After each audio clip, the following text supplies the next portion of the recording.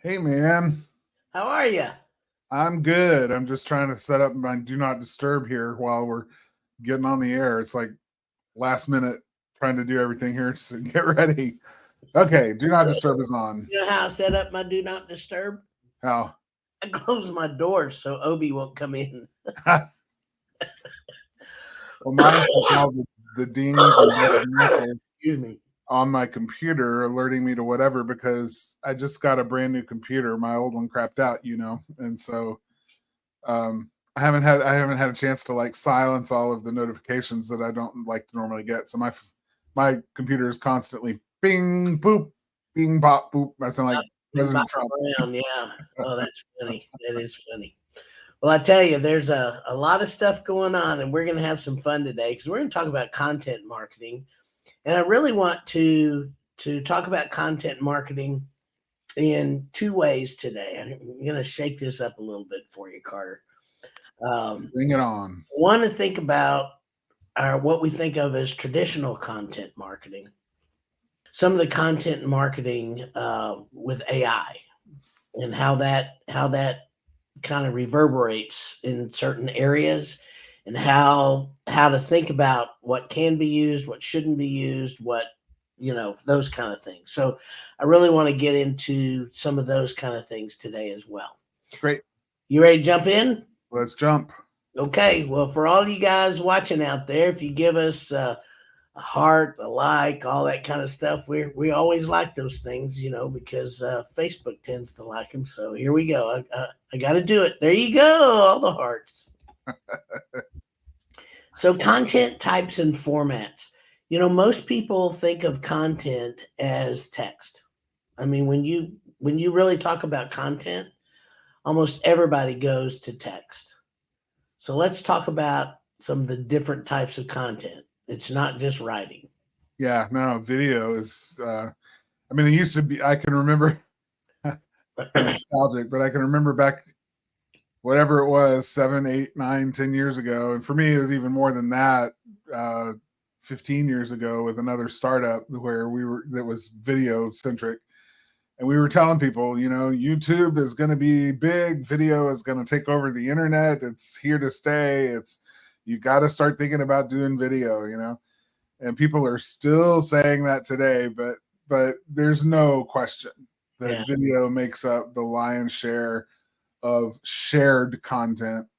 But text is still probably the king in terms of like just new content being created and just sheer vastness of that. But video is more shared than almost any other than any other content out there. Yeah. Um, and more people spend more hours consuming video content online than any other kind of content.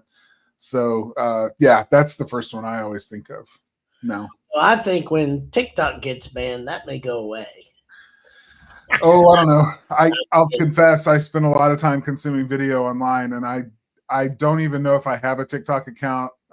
If I did, it was like to just go see what all the hubbub was about, and quickly realized I don't want to be on this platform. So Yeah, that uh, was yeah, but I consume a lot of content, video content online. yeah, I do too in YouTube. I do Yep. a lot there. Yep. So we've got, so let's talk about the written word. So you have blog posts, you have websites, you have things you can write on social. You've got I mean, there's just all kinds of those kind of things. You can Forums. Yeah. forums, yeah. I mean, there's just a ton of places that you can have written content. So the other thing is just photos. I mean, photos are searchable. That's another thing. You can search video, you can search photos, you can search text. I mean, all those things are all searchable. And so those are content. So basically, any way that you can communicate, maybe not smoke signals, but just because you can't get smoke signals on the internet, but pretty much any way that you communicate, you can do that online somewhere. So that. So I just want to open people's eyes up a little bit and think of the overall. When we say content, we're talking about all the stuff that's out there on the web. All of it is content, one way or the other. So Chuck and Linda Royhouse are both in the house. Yay! I love that. Royd House is in the house. There you go. So when we start crafting those content marketing strategy pieces, let's talk a little bit about that, because here's what I notice in a lot of businesses, especially. A lot of businesses have been told, well, you have to put X amount of posts up, you know, a week or month or whatever that is. And so, you're so stressed trying to do whatever it is you're doing that you're throwing stuff up. You're not thinking about what you're putting up. You're just saying, that looks like a great picture and I'll do this stuff, So, okay, whew, I got my post up. That's the way that most small businesses, and I'll be honest, I've done it too. Just trying to get something up when somebody says, well, I hadn't seen you post in a while. I was like, oh crap, I gotta go put a post. Yeah. So it's the quota strategy, and it's a good way of keeping yourself on track. I mean, we have a quota strategy. We do this show once a week, right? And we try to do it rain or shine, hell or high water. We don't always hit that standard, but it's that's our quota, is one a week. And so it keeps you on a schedule, and it keeps you committed to producing, content. But it does not help you produce good content. Exactly. In fact, oftentimes, if your quota is too heavily loaded, then all it's doing is making sure that you produce nothing but mediocre or poor quality content, flood the internet with that, and alienate your users. Yeah. I mean, I had somebody contact me, it's been a couple of years ago, and say, I post 7 days a week. I don't understand why I don't have more of a following, because I'm posting every single day.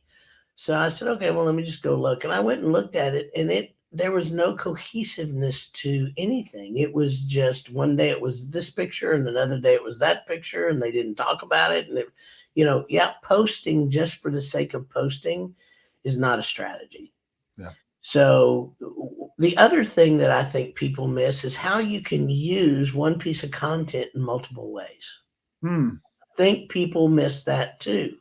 So let's talk about that a little bit. So if you're going into, I don't know, it's springtime. So HVAC, people are going to start turning on their air conditioners, and they're not going to work. They're going to hear, like one year I turned mine on and I heard this,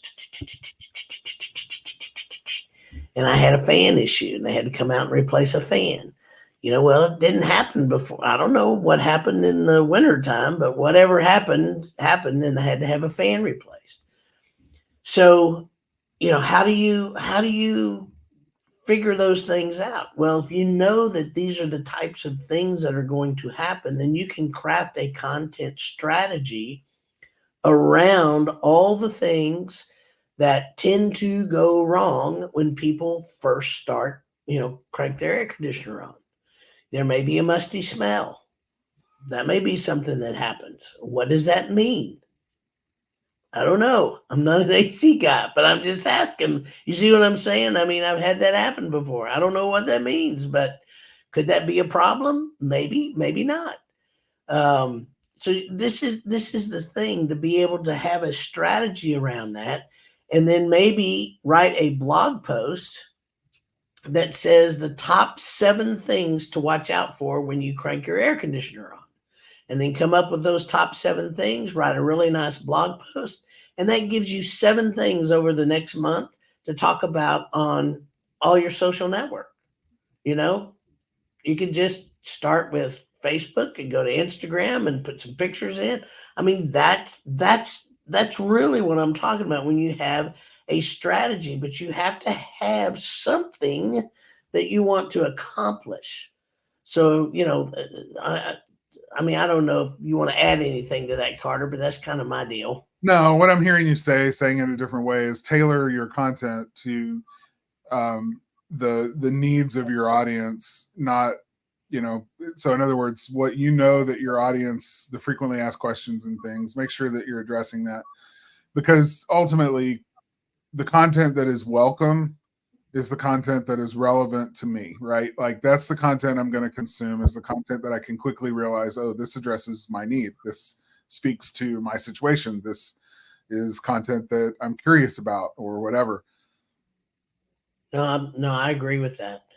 I call it thoughtful content, and to be able to write one piece and then be able to use that in multiple places. The other thing I would say is, decide what, and we've talked about this in the past, but when you're thinking about creating the content, think about the ways that you can multi-purpose it, right? Like if it works as a video, then the transcript of that video might do really well as a blog post, or to modify it to create a blog post. But it could also be that the content in the video would lend itself really well to an infographic. So you might also create an infographic around the same content. So thinking about the best use of the content and what types of content lend itself well to conveying that message or that information. Yeah, the other thing, and I think this is really an easy thing to do, if you write a piece of content, then just sit down, put it up on a screen of video, just your monitor, and turn a camera on and read it and read that content and then go through it and see what you can get out of that, the snippets that you can turn into reels. There's all kinds of different ways now that you can turn video into reels for Instagram. So, that's another thing that you can do. So there's some tools and things that we used to not have, and it made it a little bit more difficult, but now it's really easy. So if you can do that, so there's just think about those types of things, how to create it in a way that it can be used in multiple places. I think that's just part of it. And then when we talk about creation, so I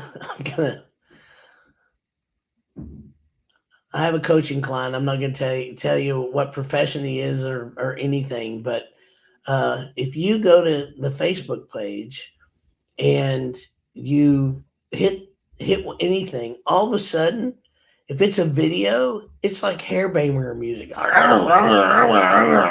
This music going on. I mean, it's just like, it makes you just kind of jolt a little bit,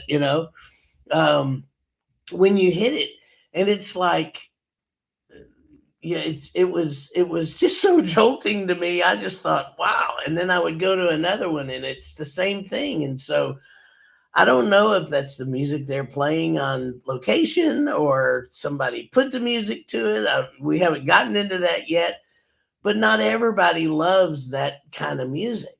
And so, you have to think about that when you create content, that, you don't want to scare old folks like me, If you want to work with old folks that don't like that kind of music, right? Exactly. So yeah, it can be upbeat, energetic music, but maybe not necessarily, that one, that one band that you like that 300 other people in the country also like. I like putting a wig on with long hair, just the whole head banging thing. That would have been fun. So that's part of managing content, is make sure that you're putting content out for your audience. It's really, really important. Very, very important. I think we sometimes think that we're putting content out like people like us.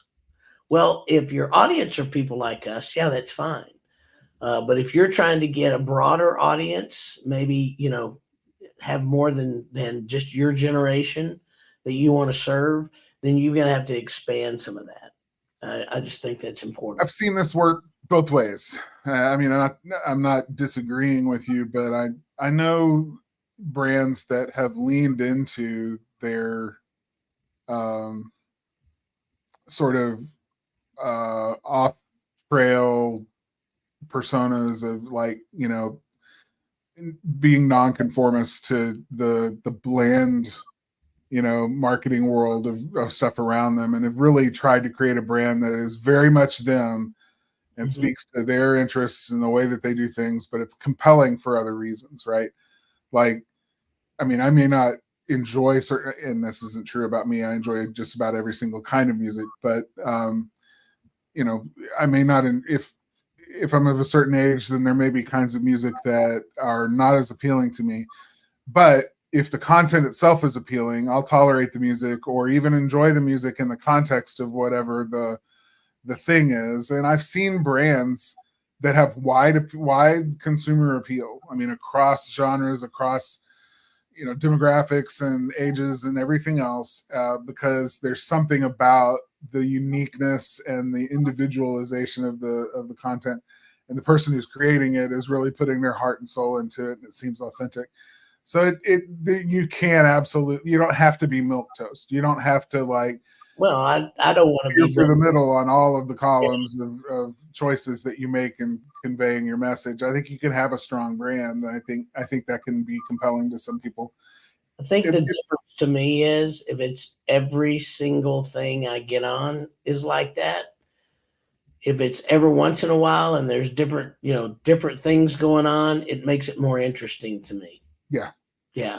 So I'm not talking about being milk toast and don't ever doing something outrageous. I think every once in a while when you do something outrageous, it's kind of fun. Or if you do it all the time, then make it part of your brand. Make it an understood part of your brand. Our brand is all about, ponytails and rock music, right? I mean, it's that's our brand, and that's kind of who we are. But at the same time, you have to make part of your brand the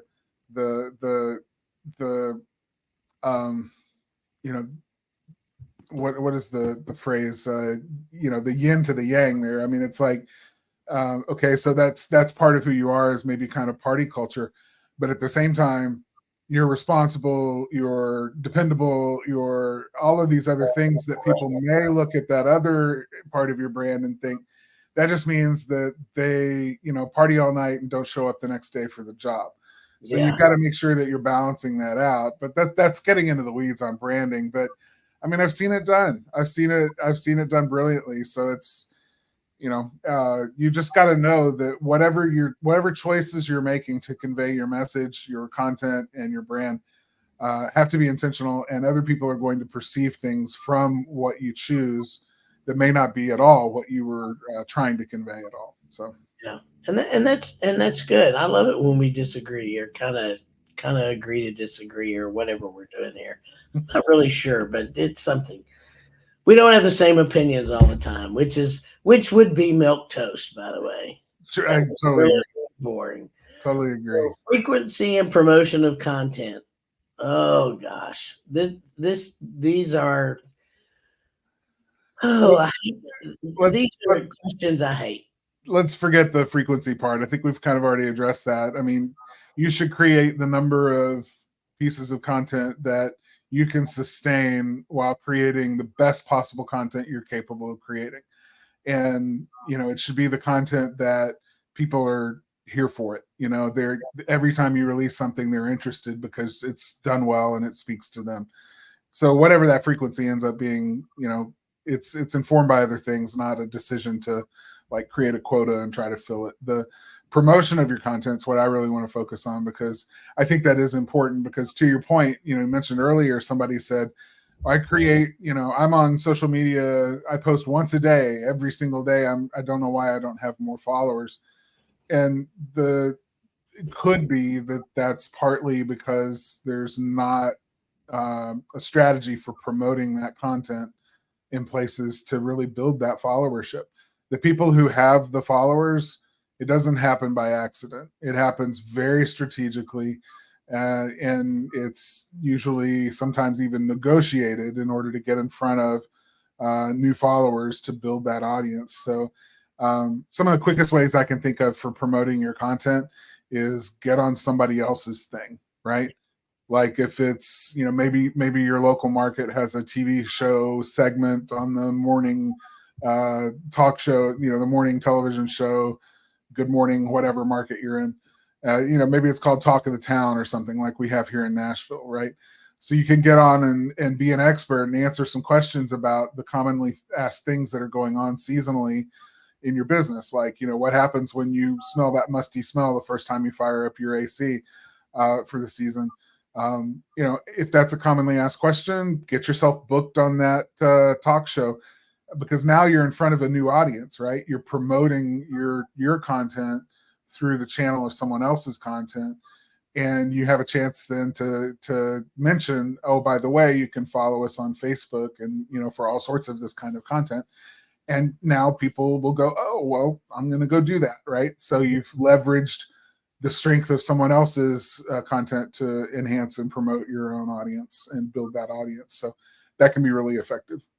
Yeah, and I mean, we have a friend here, a mutual friend, Carter, that does that on a radio show. Yep. As a realtor, and she's very, very successful doing it on a radio show. And people say, who listens to radio anymore? But I'm not sure if it's syndicated or not. But let me tell you, she answers all kind of real estate, just real estate questions. She got a great personality, and right off the bat, I mean, she just answers them. So, and I want to put this up. Thank you, Alyssa, for that. And Hudson's in the picture. Value over quantity. That's a really good way to say it. The content. Value over quantity. So that's perfect. Thanks, Alyssa, for that. I really appreciate that. Now, SEO and keywords. I'm fixing to go down a rabbit hole. So here's what's going on. There's two things happening in the world of marketing right now. One is kind of old style, and that's really keywords, keyword driven. So used to, you would have all these different keywords. You'd have chimney sweeping, chimney, cleaning, chimney repair, chimney this, chimney that, on a chimney side, or HVAC, air conditioning, heating. I mean, it doesn't matter. Pick your industry, and I can rattle off keywords. So you would try to work all those keywords in, and then they started. The algorithms started understanding something called systemic, which means it's kind of alike. They understand that chimney cleaning and chimney sweeping are related. So it's these things that are relatable. So they started, piecing these things together. So you didn't have to like keyword stuff. They said, quit keyword stuffing.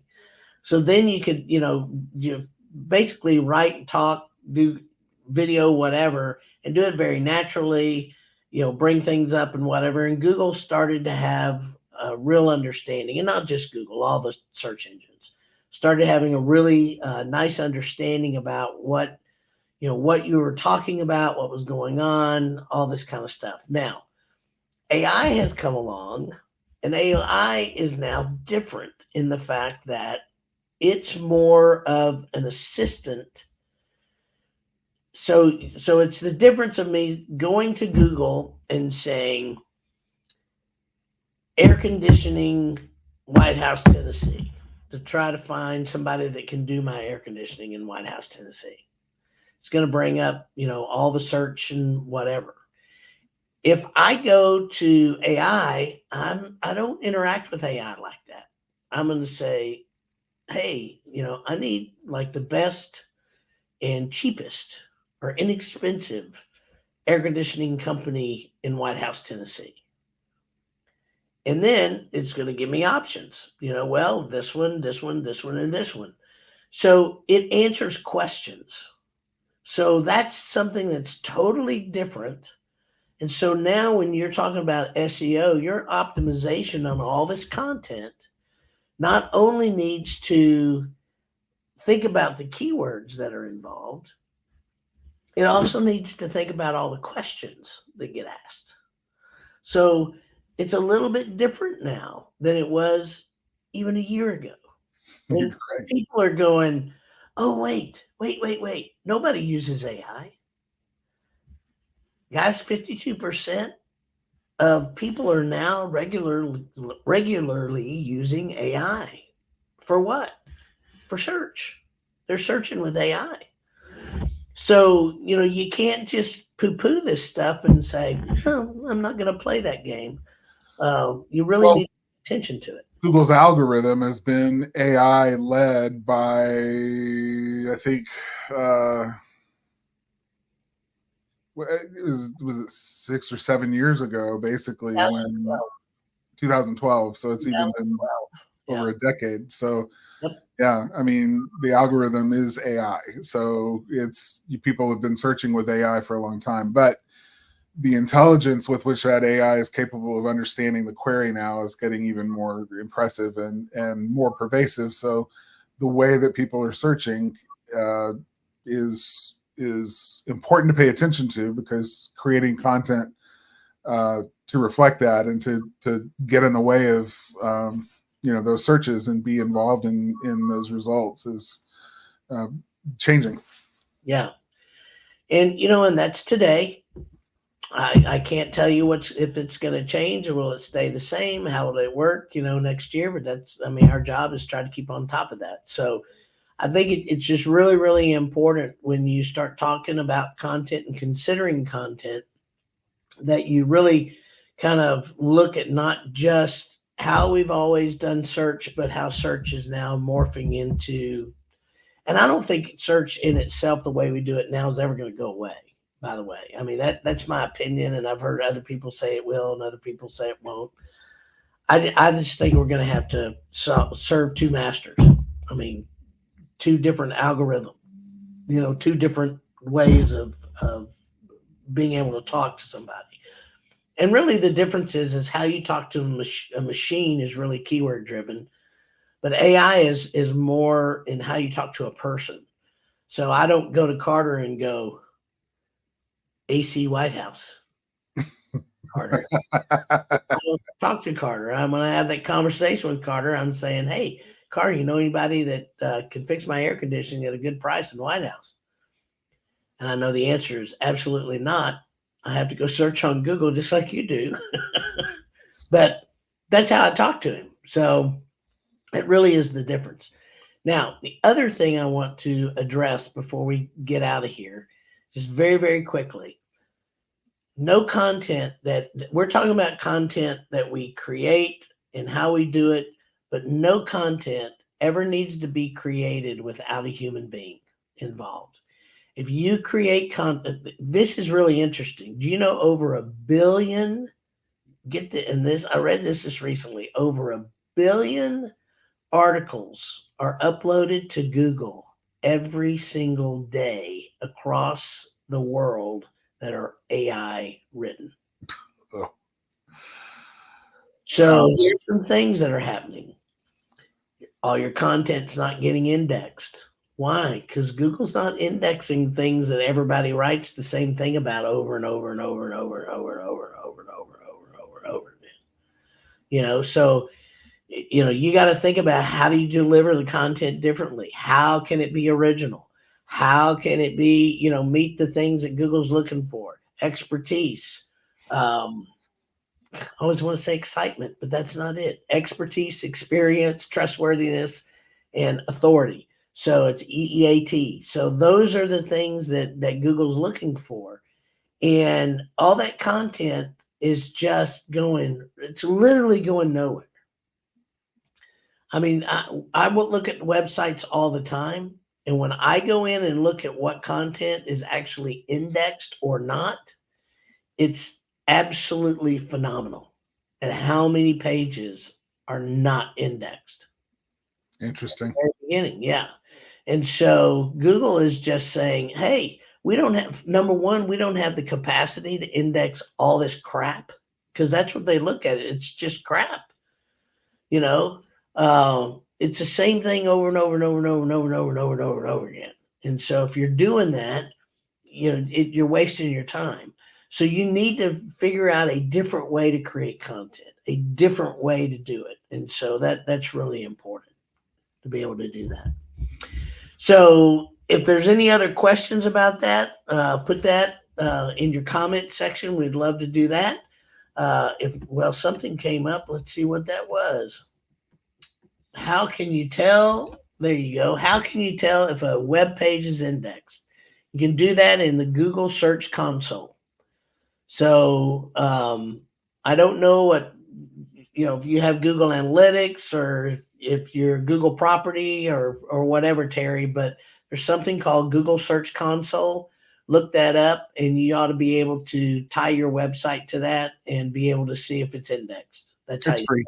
Yeah, it doesn't cost anything. It's just a product that Google has for webmasters to be able to understand, have more insights into what's going on in their website. It's a fun little tool. We use it all the time, and it's very, very interesting. Great question, though. Great question. Thank you. So I don't know if y'all know this or not, but Spark Live is also released as a podcast on Spotify, iTunes, Google Play, Podvine, or your favorite player. And next week, we are going to have a Q&A. We haven't done that in a while, so we're going to have a Q&A week. And my guess is by then we might be able to tell you guys some really exciting news that's going to happen pretty soon. So yeah, I'm baiting you all to come back, because if you don't come back, you may not find out what's going on. But yeah, we've got some pretty exciting news, and would love to share that with you guys next week. So until then, I hope you have a wonderful week, and start creating really good content out there, guys. We'll see you next week. Bye, everybody. Bye.